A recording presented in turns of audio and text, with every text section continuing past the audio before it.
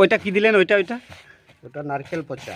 নারকেল পচার। এটা ওটা আছে আপনার এলাচ, দারচিনি, মহরি, তারপরে আছে চিনি।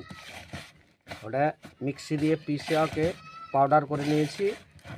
আর এটা আছে ভুট্টার ছাতু, ছোলার ছাতু, তারপরে আছে চালের আটা, তারপরে গমের আটা দিয়ে এটাকে মিশ্রণ করা হচ্ছে। এটা ফিডারের জন্য বাইট তৈরি করছে।